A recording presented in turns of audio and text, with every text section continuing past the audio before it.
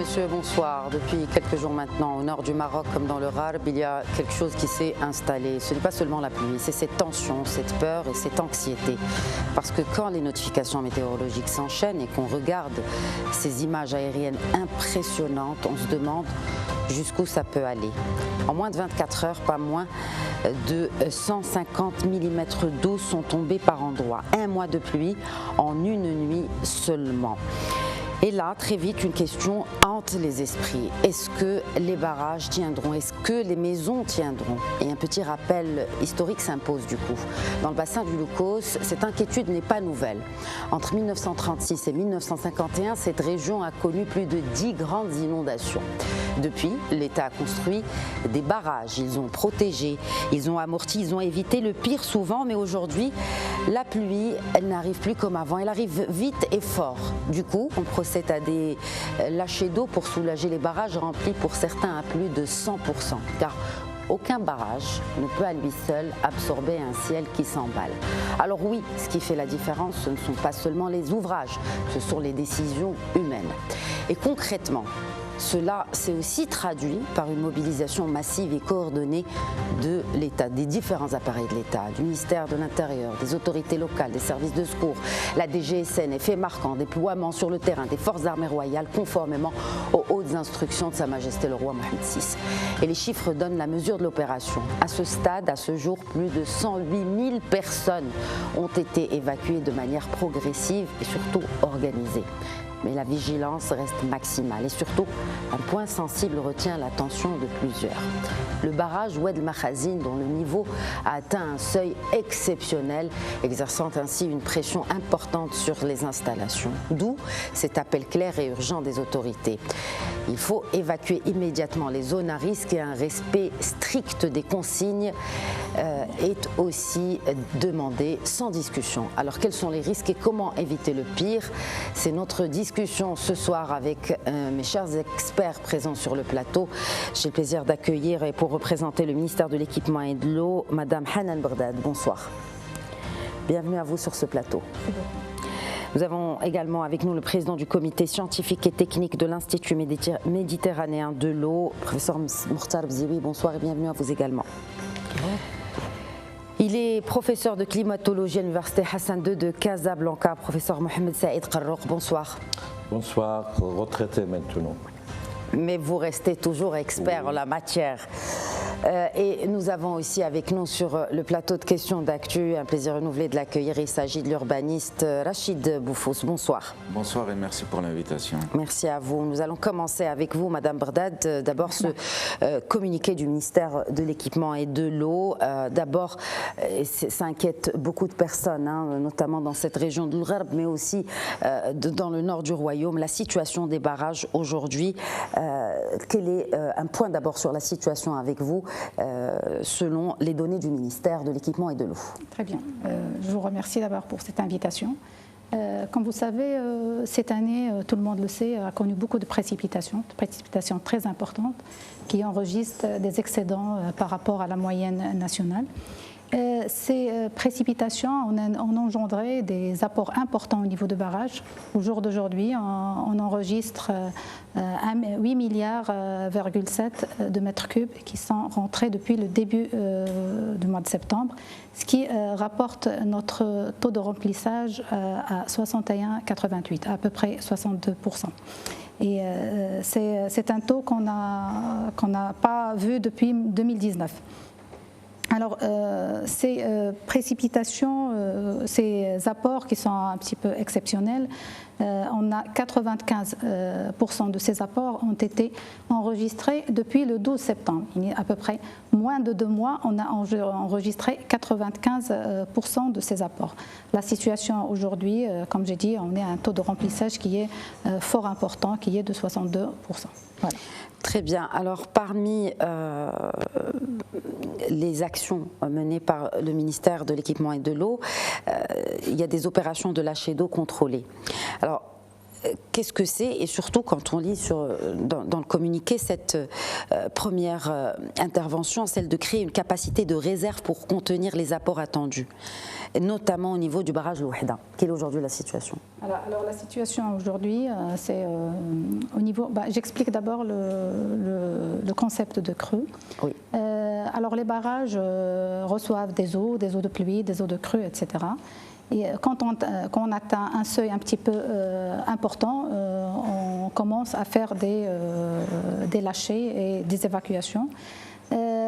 Ces lâchers qui sont bien sûr faits d'une manière, je dirais, étudiée et concertée avec toutes les parties prenantes, en principal objectif, c'est de créer un creux. C'est une capacité qu'on doit créer pour résorber les crues qui sont à venir et pouvoir un petit peu lisser l'intensité de la crue qui va venir. On les fait aussi pour garantir la sécurité des ouvrages et également pour limiter l'impact des crues à l'aval. Voilà. Très bien. Professeur Bzioui, quand on parle justement de ces lâchers, est-ce qu'ils constituent aussi des risques d'inondation sur les régions qui sont mitoyennes ou proches de ces barrages?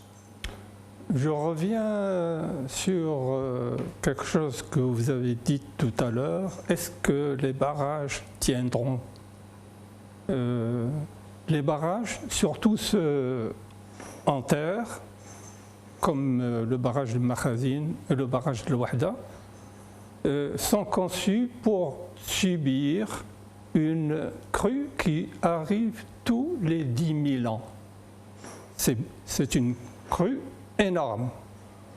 Donc ces barrages sont conçus, comme l'a dit d'ailleurs, l'a précisé Madame Barded, il y a au niveau du barrage de Louhda, notamment, la constitution d'un creux pour amortir cette crue qui va arriver et qui va la lisser de manière à revenir au niveau de cette tranche de crue, de l'aménage du crue. Donc pour les barrages, il n'y a aucun problème. Il n'y a pas de crainte sur le barrage de Oued Mahazi. Quand on parle d'un taux de remplissage au-delà de 100%, parce que c'est ce qu'on lit aujourd'hui, c'est pas... Je vais expliquer. Il n'y a pas de crainte pour la sécurité du barrage, mais il y a des craintes pour l'aval, pour les impacts que les lâchers peuvent produire. D'où ma question justement. Quels sont les impacts que ces lâchers peuvent produire, si oui? Alors, les impacts que peuvent produire ces lâchers sont des débordements, comme c'est le cas pour Qsar el-Kebir, comme c'est le cas aussi pour les zones du Rab. Et pour pouvoir contenir ces lâchers, pour pouvoir les contrôler, il y a ce qu'on appelle la prévision des crues. Dans le temps, je me rappelle que nous recourions à des communications téléphoniques pour évaluer, pour mesurer le niveau de la crue tout à fait à l'amont, qui est communiqué aux services centraux qui font de la prévision avec des modèles hydrauliques pour pouvoir estimer le moment où cette crue va arriver. Alors, cette crue arrive en quelques jours. D'accord, mais qu'en est-il de la situation aujourd'hui, justement, Madame Barded? Donc, j'imagine que, bien sûr, vous disposez quand même au niveau du ministère de l'Équipement d'outils qui puissent permettre de prévoir ce genre de crue. Est-ce que le lâcher d'eau a été fait au bon moment?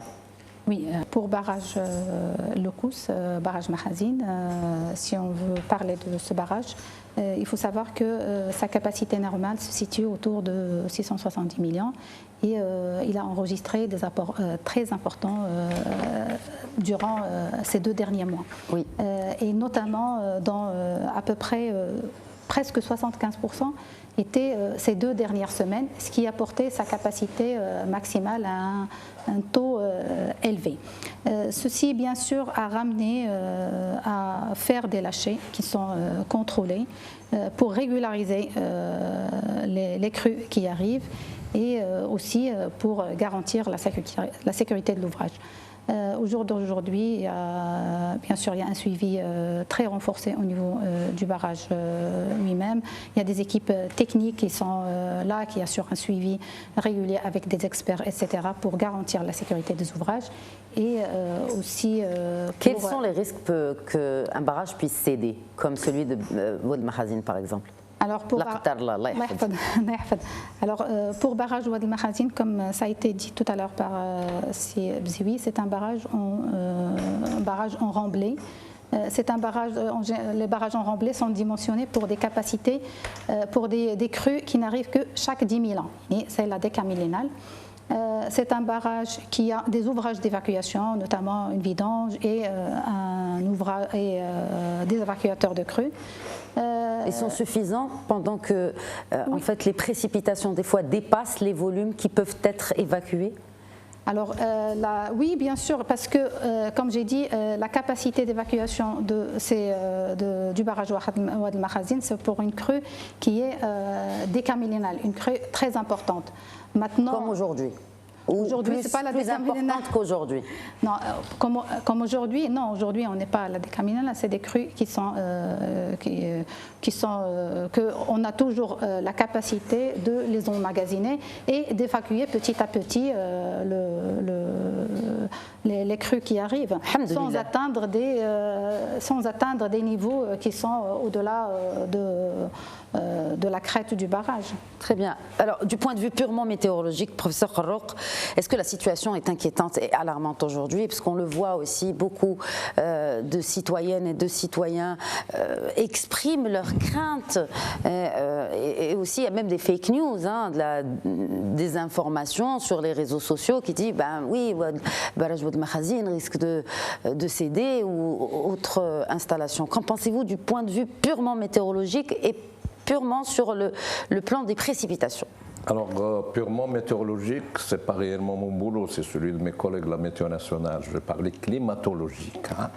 Et donc, ce que nous vivons aujourd'hui sont des conséquences d'une situation thermique et énergétique de la planète Terre, d'une manière globale. Et le Maroc, elle en fait partie, on le veut ou pas. Du coup, il faut s'inquiéter ou pas?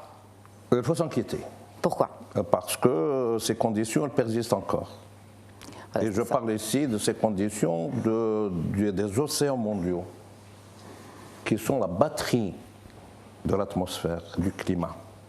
Donc en fait, juste pour que les gens aussi comprennent, est-ce qu'il va y avoir plus de précipitations dans les jours qui viennent? Alors, les précipitations on parle vraiment sur la situation actuelle et comment la situation risque d'évoluer. C'est pour ça que quand je dis inquiétante juste après la question des barrages, c'est pour savoir est-ce qu'il va pleuvoir davantage et à quel rythme, est-ce que le rythme va rester constant? Alors, moi, ce que je peux vous dire, c'est que la pluie va se poursuivre, pas forcément dans le même rythme. Ce rythme, il sera informé par la Météo nationale, qui fait la prévision. Moi, je fais la prédiction. C'est un peu différent, c'est qualitatif et quantitatif. Et donc, ces conditions persistent encore, ce qui fait que le retour de l'eau est encore garanti au niveau du Maroc.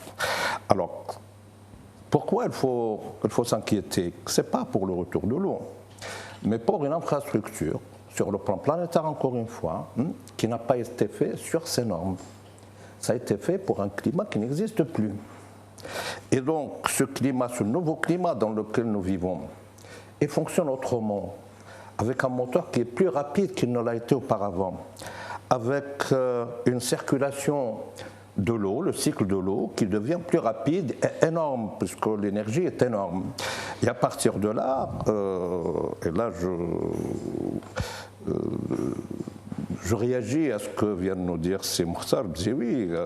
Les normes sur lesquelles on a créé nos barrages ne sont plus valables aujourd'hui.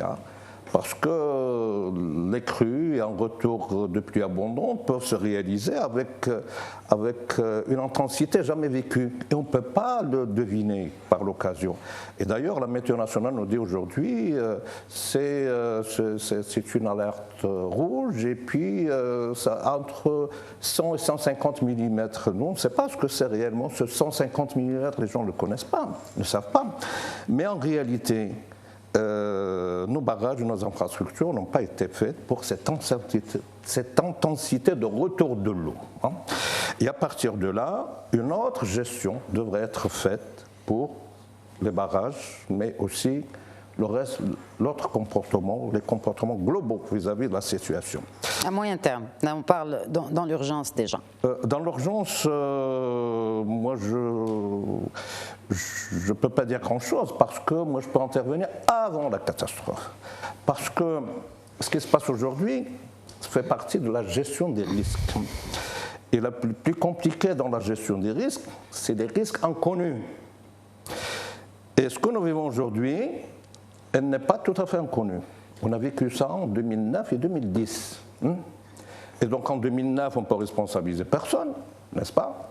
Mais aujourd'hui, quand ça revient, il ne faut pas dire qu'on ne sait pas.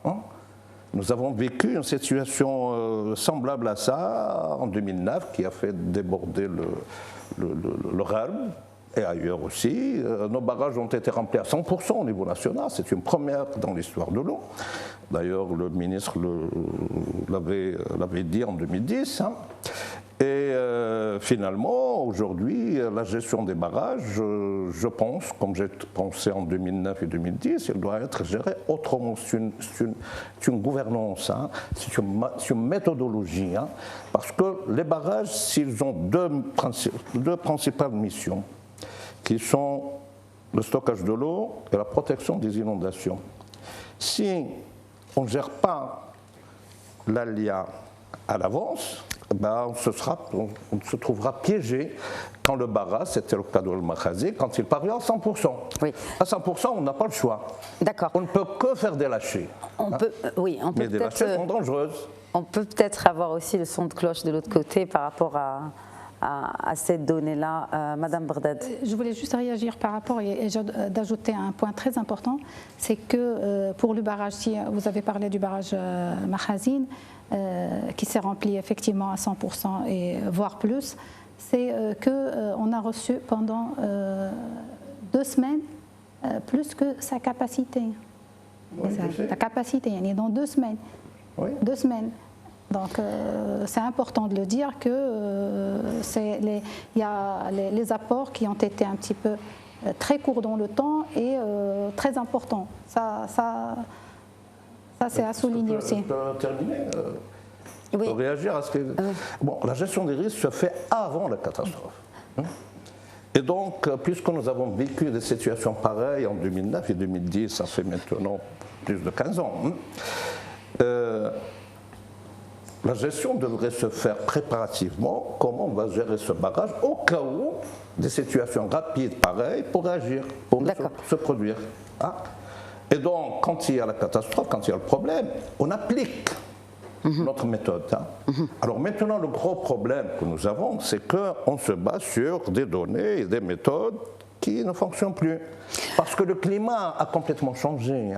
On est dans un climat qui évolue très rapidement. Donc c'est ce que vous dites en tant que climatologue.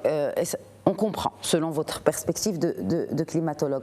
Professeur Bziwi, peut-être un complément d'information sur ce qui a été discuté sur la robustesse de nos installations, notamment des barrages, et aussi sur les autres opérations peut-être qui pourraient aider à mieux faire face à ce genre d'épisode climatique extrême, on peut le dire aujourd'hui.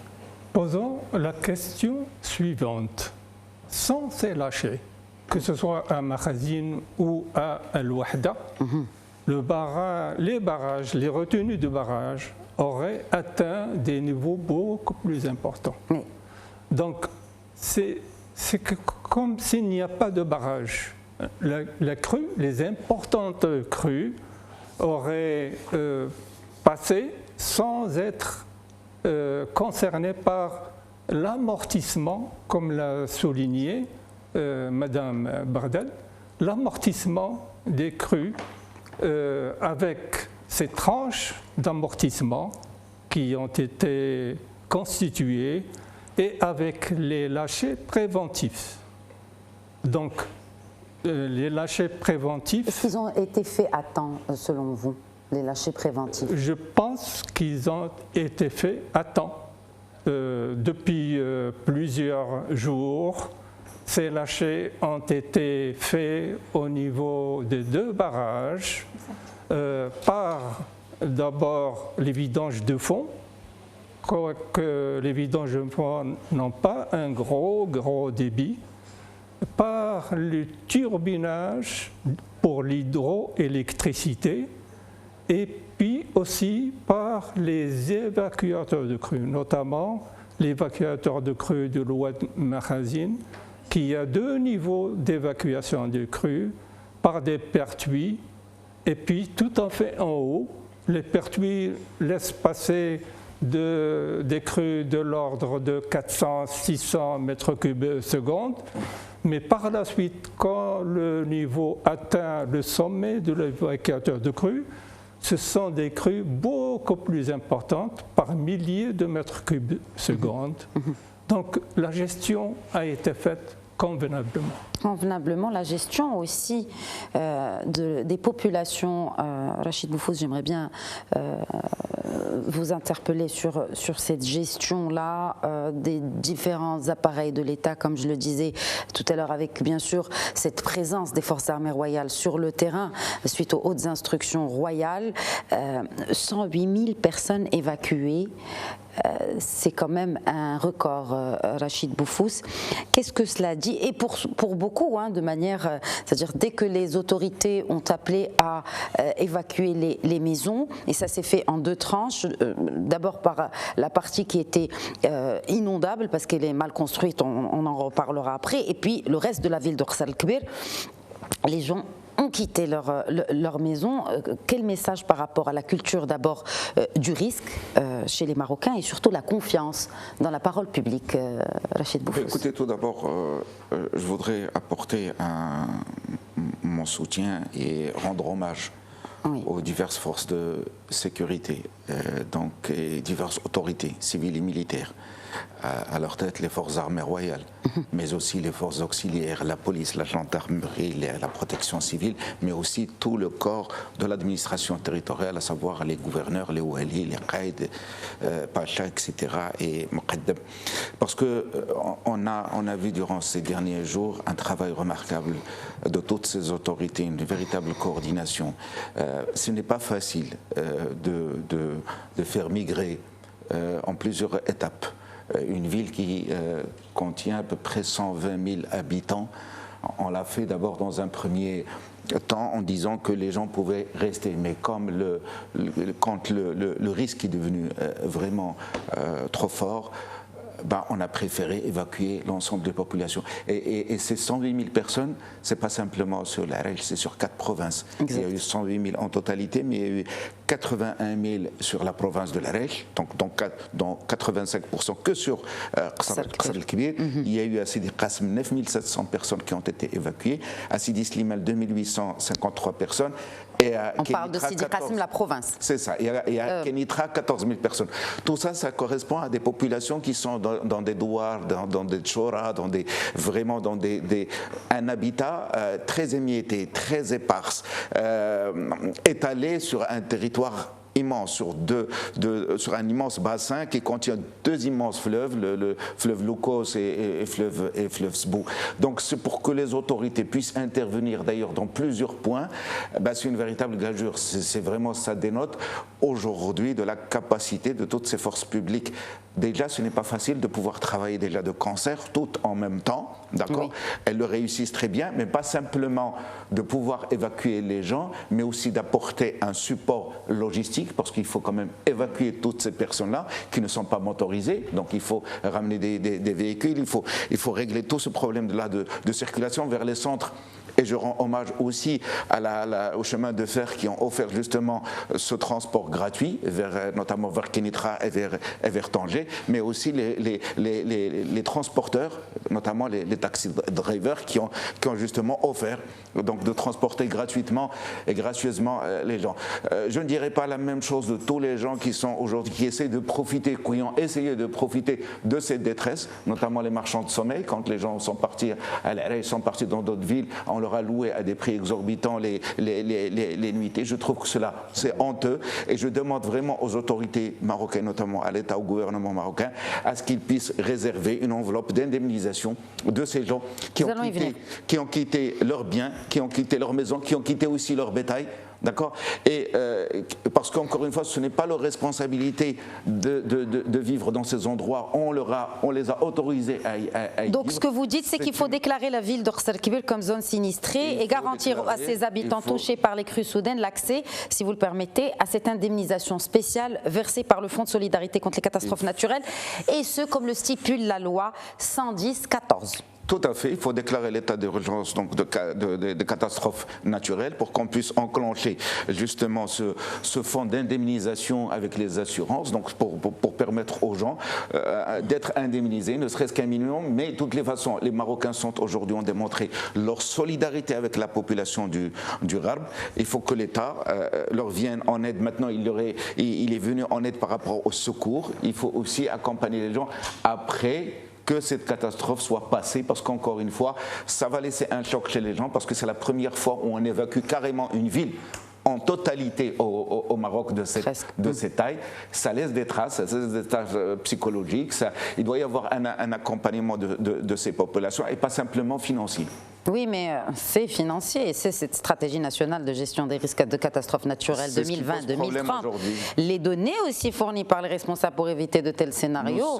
Nous sommes toujours face à ces catastrophes naturelles. Ce qu'il faut savoir, c'est que je suis remonté un peu dans le temps. Nous avons globalement une inondation importante, au moins importante tous les 7 à 10 ans, et nous avons un séisme plus ou moins important tous les 20 ans. Donc ce qui fait le risque est là. Nous sommes un pays qui est soumis à des catastrophes naturelles de manière récurrente. Maintenant, on s'oublie vite parce que vous avez rappelé les fameuses inondations de 1963 où vraiment la ville de Khsar Kbir, qui s'appelait Khsar Ktama avant, a été vraiment sous l'eau.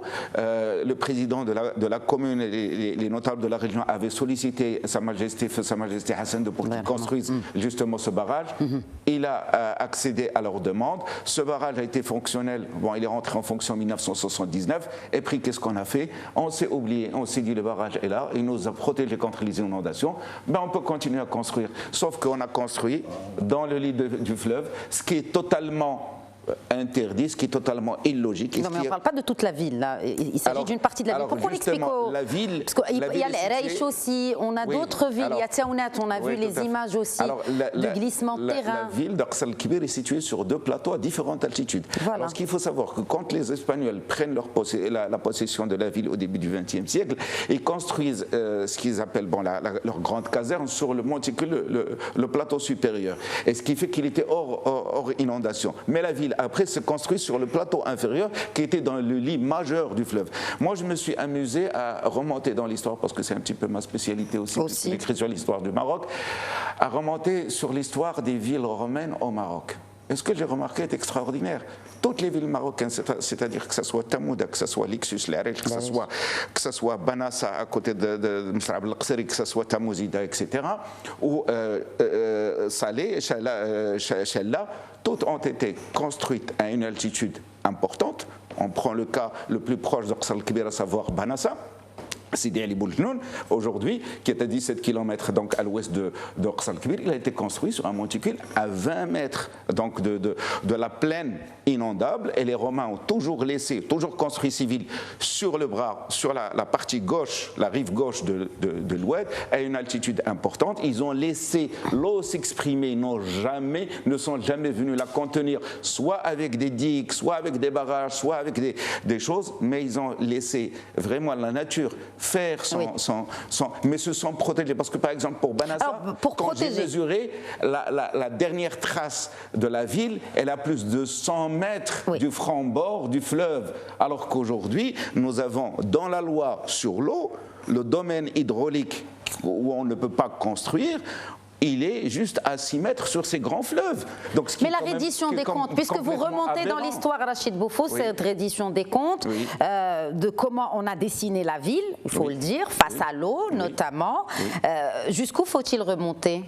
Alors, moi je dis qu'il y a beaucoup de spécialistes dans ce pays, il y en a même trop, hein, il y a beaucoup d'ingénieurs, beaucoup de sachants, beaucoup de choses, et très peu de gens qui lisent des rapports. Beaucoup de gens qui lisent l'histoire. Et notamment, il y a un grand rapport, et on oublie souvent dans ce pays, même parmi les décideurs de ce pays, on ne lit pas les fameux rapports de la Cour des comptes qui sont très bien faits encore une fois. Si on les étudie un petit peu, on verrait que dès 2016, déjà, un rapport de la Cour des comptes parlait de ces risques majeurs liés aux inondations et il pointait du doigt, déjà en 2016, qu'il y avait 450 000 personnes qui habitaient dans les lits majeurs des oueds. Je ne sais pas, je n'ai pas connaissance aujourd'hui qu'on les ait déplacés depuis 2016 et donc il y a encore un risque avec l'augmentation non seulement de la démographie, etc., qu'on est encore malheureusement à vivre des situations dramatiques dans le futur parce qu'encore une fois, on n'anticipe pas, on vit la situation et on adore faire dans ce pays un sport extraordinaire qui est la gestion de l'urgence. C'est de la réactivité à la place de la proactivité. Et on n'est jamais dans l'anticipation, ce sont des choses qui doivent être étudiées sur 40 ans, sur 50 ans. Oui, mais si ça change vite, parce que là, c'est important. Non, parce que si on écoute le climatologue à votre droite, c'est Rachid, même si on anticipe, on n'anticipera pas aussi vite que comment les choses sont en train d'évoluer dans la nature. Changeant des lois. Quelle loi? La loi sur l'eau aujourd'hui qui vous dit que sur le domaine hydraulique, vous n'avez pas le droit sur ces grands fleuves comme le Sebou, le Locos, de construire à moins de 6 mètres. Moi je lui dis il faut beaucoup plus. Il faut vraiment s'échapper de cela. Il faut interdire absolument toute construction dans les zones inondables, dans les merjas, dans les sbkha, dans tout ce qu'aujourd'hui la loi du littoral dont on attend toujours le décret d'application 10 ans après sa sortie, qui définit vraiment des règles. Il faut des règles encore plus drastiques et il faut mettre même du pénal parce qu'encore une fois, c'est parce qu'on oublie, les gens partent, les gens changent de poste. C'est pour ça que je dis qu'il faut remonter jusqu'à quand? Il faut une reddition des comptes. Alors, je ne vais pas mettre à chaque fois, je ne suis pas dans un objectif d'incriminer qui que ce soit, mais je dis on peut démarrer déjà avec quelque chose de concret. D'accord, on peut aussi démarrer. Est-ce que est-ce qu'on raisonne en moyenne annuelle? J'ai 2 spécialistes en eau avec moi. Est-ce qu'il faut raisonner avec une logique purement annuelle ou des pics extrêmes, et notamment avec ces scénarios de crise? Pour pouvoir détailler l'explication, je reviens à ce que font les hydrauliciens. Ils prennent des séquences d'années, de mesures. Bien entendu, ces séquences de mesures, pour ces séquences de mesures, on a affaire à des informations aléatoires et on prend ces séquences de mesures pour les transposer sur l'avenir. Dans le temps, on nous a appris à prendre des séquences de mesures le plus longues possible, mais lorsque les changements climatiques se sont avérés, l'OMM a conseillé, a recommandé même de ne plus considérer que les 30 années précédentes de mesures. Les changements climatiques se sont invités.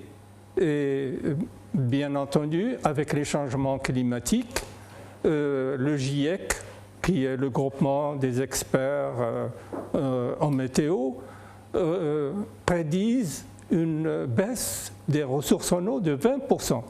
Donc il faut prendre ces 30 dernières années et les transposer pour l'avenir. C'est comme ça que nous faisons de la prévision pour la gestion, pour dimensionner un barrage. pour pouvoir évaluer les apports d'eau et les lâchers pour l'irrigation, pour l'énergie hydroélectrique et pour le potable, et pour aussi des débits sanitaires. Et en fonction de cette équation, on prévoit ce qui va être livré à ces différents usages. Donc la situation, normalement, permet de prévoir en fonction de l'historique de l'hydrologie. Très bien. Est-ce que les systèmes d'alerte actuels au niveau du ministère de l'eau et de l'équipement, Madame Merdad, sont adaptés à cette nouvelle vitesse des événements ? Alors, permettez-moi d'abord de rebondir sur 2 points. Le premier, c'est que on a parlé des dégâts importants et j'imagine, sans les barrages, quels seraient les dégâts avec ces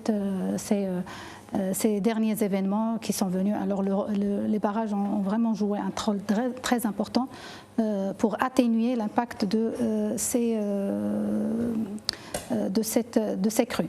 Alors pour que ce qu'a dit Sibziwi, et là je consens parfaitement qu'au niveau de nos études, effectivement, on prenait une large période de données pour établir quelles seraient les prévisions futures, parce que c'est des cycles qui se répètent a priori. Mais avec l'observation de ces dernières années, notamment ces 30 dernières années, où beaucoup de données ont changé et c'est des événements qui sont un petit peu, je dirais, intenses et sévères, avec une baisse tendancielle de la moyenne de la ressource. Bien sûr, ces points-là sont tenus en compte dans toutes nos prévisions et nos études. Au jour d'aujourd'hui, bien sûr, le ministère de l'eau, en coordination avec les agences, assure un suivi régulier, très rapproché et rigoureux pour nos différents ouvrages. Et on conserve ça en parfaite collaboration avec les autorités locales pour un petit peu faire des prévisions qui sont au niveau de crues qui vont venir et pouvoir définir des gestions appropriées, notamment la gestion, que ce soit la gestion de la crue, qu'est-ce qu'on va lâcher et quel serait l'impact en coordination bien sûr avec les autorités. Et qui tranche, comment s'articule la chaîne de décision entre météo, hydrologie, barrage, autorité territoriale, qui tranche et sur quels indicateurs précis, Madame Merdad? Alors on va faire les choses dans l'ordre. Il y a d'abord, voilà, si vous permettez, moi je parle d'un ordre chronologique. Oui, c'est ça. D'où cette chaîne de décision. Comment ça se passe? Alors, la gestion des barrages, il incombe au ministère de l'équipement. On fait selon la situation actuelle et les prévisions qui sont faites en fonction bien sûr des prévisions météorologiques. On établit des scénarios de gestion de nos barrages. Scénarios bien sûr de gestion des barrages, que ce soit en stock ou on stocke pas, on lâche, sont faits en concertation bien sûr avec les parties prenantes. Qui sont ? Alors, par exemple, parce que les lâchers vont avoir un impact sur l'aval, donc c'est concerté avec les autorités qui vont faire l'essentiel et prendre les dispositions. Vous savez que le ministère travaille en étroite collaboration avec le ministère de l'Intérieur. D'ailleurs, on est partie prenante dans le centre de commandement qui gère un petit peu ces événements et il y a beaucoup d'échanges de données, d'informations et surtout de communication pour pouvoir prendre les décisions qui s'imposent pour chaque situation. Professeur Qarrouk, faire un peu de la prospection, comme vous aimez bien cela, n'est-ce pas? Comment il faudrait repenser, ou est-ce que ces épisodes nous imposent aujourd'hui de repenser notre doctrine nationale en termes de gestion de l'eau? Tout à fait. Comment? Tout d'abord, et merci à mon ami de côté d'avoir rappelé l'histoire. Ces zones dont on parle, le Gharb et le Kous, ce sont des zones inondables depuis toujours. Il suffit de lire ce qu'a écrit Ibn Khaldoun dans son temps pour parler des inondations de la région. Il faudrait rappeler aussi que ces zones ont été aménagées pour les exploiter, tout d'abord par les colonisateurs pendant la période du protectorat. Et après... c'est des zones très fertiles, il faut le dire. Parce que ce sont des zones inondables. Oui. Parce que la fertilité du sol, ça vient des inondations. Alors ceci dit, pardon, comme l'a rappelé Siboufous. Il existait depuis toujours. Les inondations étaient depuis toujours. Mais les dégâts ne sont pas aussi importants qu'aujourd'hui. Pour une raison très simple, c'est que les habitats étaient loin des zones menacées. Aujourd'hui, avec le développement des barrages, les barrages constituent une protection. Ce qui fait que les autorités ont permis l'élargissement de la ville. Comme c'est le cas à Tétouan, par exemple, comme c'est un peu partout. Mais ce fonctionnement synchrone vis-à-vis de tous les responsables ne fonctionne pas aujourd'hui. Parce que pour assurer la protection de ces habitats, ces nouveaux habitats, cette nouvelle extension de Ksarkbir, et aussi ce qui se passe au Gharb, il y a beaucoup d'installations humaines qui n'étaient pas auparavant, il faudrait que toutes ces autorités fonctionnent au travail en concertation. Alors ce n'est pas le cas. Alors il aurait fallu, vu les alertes de la météo nationale, vu ce que j'ai dit personnellement en tant que responsable scientifique, et ça je l'assume ma responsabilité vis-à-vis de ce pays, que cette année s'annonce humide, ça je le dis depuis septembre. Et puis, je n'ai pas cessé de répéter en octobre, en novembre, que ce que j'ai dit vis-à-vis de la Niña et de l'ONA, qui crée cette pluie au Maroc, il se précise. Mais ceci n'est pas pris en considération. Alors, la météo nationale nous avertit quand les choses arrivent. Mais que font les gestionnaires? Un barrage, pour assurer sa mission de protection, il faut qu'il ait la possibilité de le faire. Je me demande pourquoi on a laissé ce barrage se remplir jusqu'à 100%. Vous pouvez lui poser la question. Là, je lui dis. Donc, est-ce que vous, en tant que scientifique, parce que bon, Madame Bardad, je pense qu'elle nous a expliqué comment les décisions sont prises, vous, en tant que scientifique, et d'ailleurs, on le voit un peu dans certains commentaires, pas d'experts comme vous, mais des fois on le voit, à chaque crise, il y a des experts qui naissent. Mais est-ce que vous pensez qu'on aurait pu faire des lâchers plus tôt? Exactement. Vous vous basez sur quoi pour dire cela? Je me base sur un scénario qui devrait être fait auparavant, et ça nos étudiants le savent le faire. Aujourd'hui, ce sont des modèles de terrain. Avec les logiciels aujourd'hui, on peut le faire très rapidement, il suffit d'avoir les données, et puis voir les zones menacées d'inondation. Ça, en géographie, on le fait. Et dans ce cas, avec l'évolution de la précipitation, ce que nous dit la météorologie, ce que nous dit aussi l'OMM sur l'évolution du temps et du climat, il faudrait faire des scénarios au cas où il y a une poursuite de précipitations. Je vous dis une chose, et si ces précipitations se poursuivent l'année prochaine, avec des barrages qui sont déjà pleins, on aura la situation de 2010. Parce que cette situation de 2010, elle est causée par la situation de la gestion des barrages de 2009.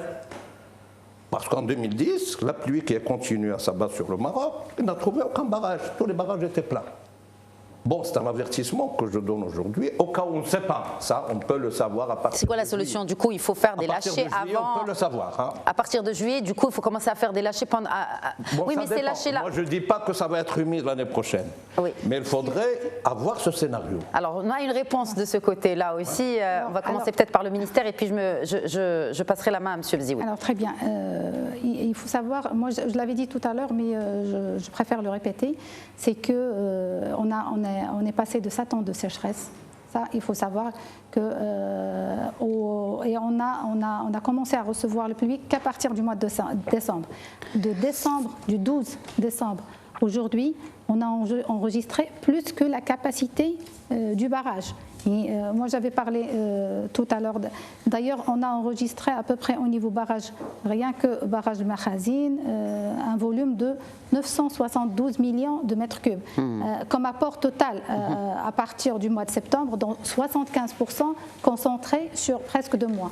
Ça représente 1,5 fois sa capacité de stockage qu'on a reçue sur 2 mois.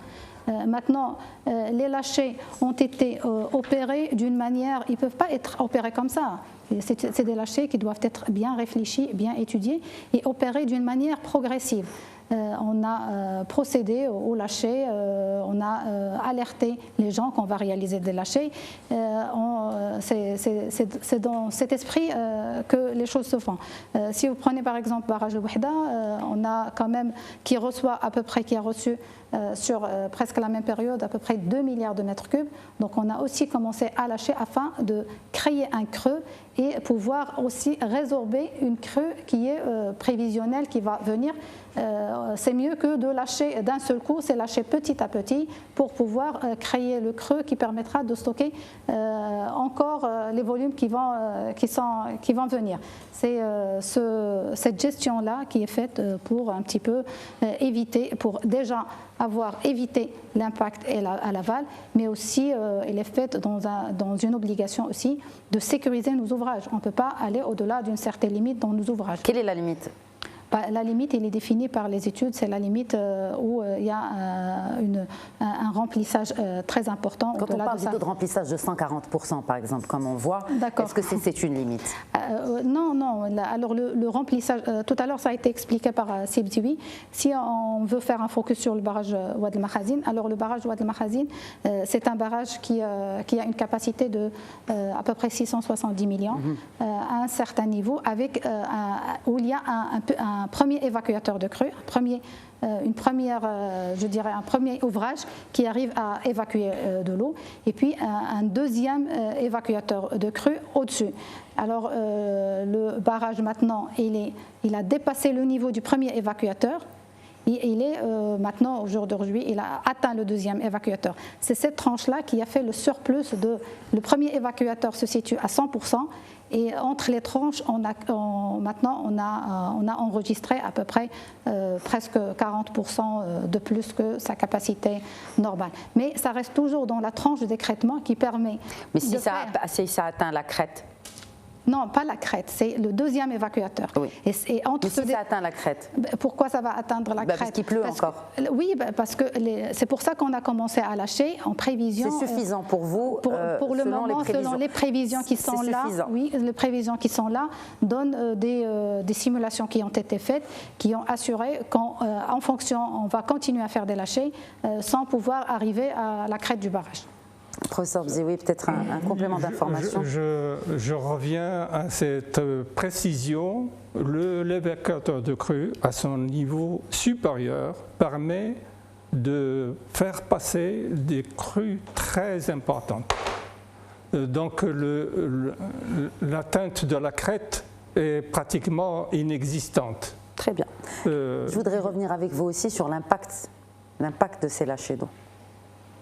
Oui. L'impact, bon, il y a eu des évacuations, j'imagine que c'est lié. Vous confirmez que c'est lié, c'est-à-dire les évacuations de ces régions. Ces régions aussi sont agricoles, donc il y a des impacts sociaux, donc l'évacuation des gens, il y a des impacts économiques. Est-ce que ces impacts-là ne risquent pas de s'accentuer si le lâcher d'eau continue? C'est ce que j'ai précisé tout à fait au début. Oui. Lorsque le niveau d'eau va atteindre le niveau supérieur de l'évacuateur de crue, notamment pour le barrage Makhazine, les débits seront très importants. Quelles sont les régions qui risquent d'être... Parce qu'on a vu qu'il y a la province de l'Erech, des évacuations dans la province de l'Erech, dans la province Sidi Qasim, Sidi Slimane, Qnetra. Quelles sont les autres peut-être provinces qui risquent d'être menacées aussi d'évacuation à titre préventif? Toutes ces provinces risquent de connaître des impacts très importants si cette persistance de la météo continue. Donc on ne peut s'attendre qu'à une augmentation de ces impacts. Donc des débordements plus que ce constaté en ce moment.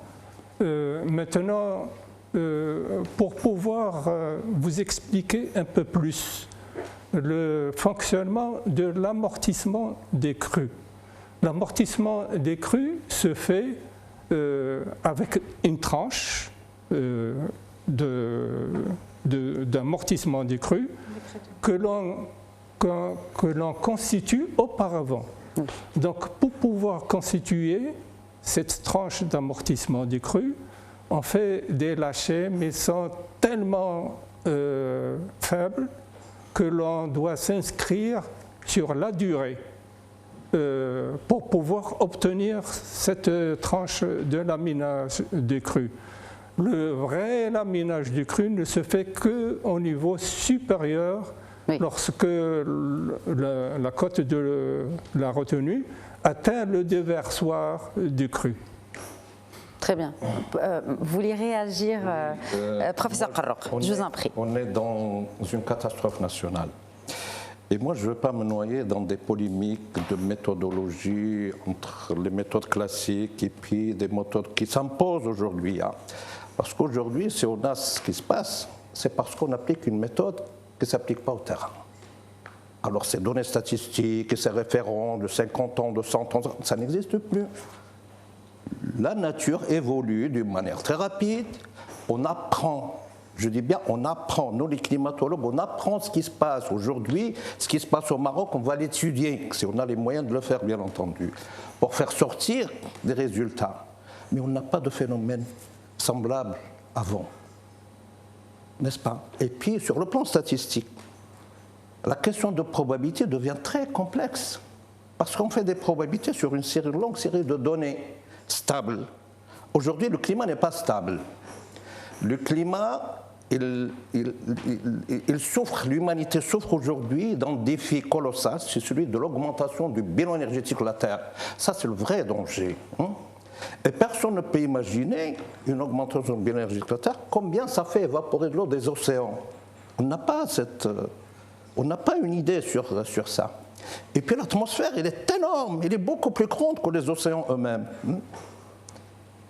Et puis maintenant, avec ce nouveau moteur du cycle de l'eau, la distribution aujourd'hui est nouvelle. Ça n'existe pas dans les références ni géographiques, ni scientifiques, ni rien de rien.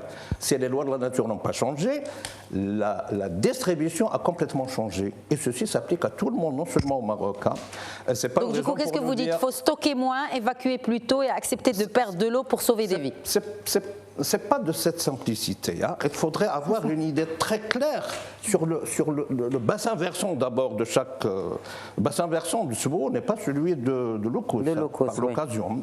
Et puis la position du barrage de l'Ouhda n'est pas celui de Oued el-Makhazine. Oued el-Makhazine est plus proche de l'océan. Alors que l'Ouhda, il est très loin en cas de pépin. Il y a énormément de territoires et de populations qui sont concernées. On n'agit pas de la même manière. Hein. Et donc, l'expertise des gens qui sont sur le terrain, qui gèrent l'eau, il faut avoir à l'idée tout ceci. Merci beaucoup. Un mot de la fin, Rachid Boufous. Écoutez, en 2 mots, en fait. Il faut revoir la gestion justement de l'eau et la gestion de l'urbanisme. Parce qu'encore une fois, ce sont 2 secteurs stratégiques aujourd'hui sur lesquels on remarque. Donc, pas simplement des défaillances, mais aussi des manques, des corrections à faire.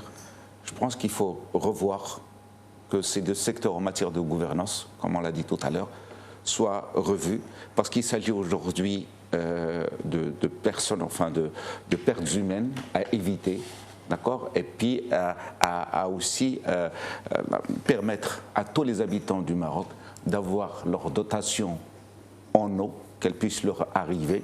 Et encore une fois, je pense aussi, il faudrait aussi revoir les prix de l'eau, parce qu'encore une fois, c'est anormal que l'on produise de l'eau potable à 15 dirhams, qu'elle la revende à 4 dirhams, ou même qu'elle la refacture à travers les délégataires à 10 dirhams. Ce n'est pas normal. Cette société ne va pas tenir longtemps. Il faut appliquer une certaine vérité des prix. Il faut que les gens qui consomment beaucoup d'eau payent leur quote-part et ceux qui ne consomment pas, notamment dans le rural, puissent être exonérés. Merci Rachid Boufous. Voilà. Merci Rachid Boufous. Merci professeur Kharrouk. Un mot de la fin. Moi j'espère que les Marocains, surtout les responsables gouvernementaux en particulier, ne pensent plus à gérer ce pays selon leur mandat. Merci. Je pense que le message est clair. Merci beaucoup, professeur Bzioui et Madame Hanan Berdad du ministère de l'Eau et de l'Équipement. Merci d'avoir été avec nous. Merci à tous de nous avoir suivis. Et puis surtout, nos pensées vont pour les victimes, les sinistrés donc, de ces inondations qui frappent depuis quelques jours le nord et le Gharb. Toutes nos pensées vont pour ces personnes-là. Merci de nous avoir suivis. Très bonne soirée.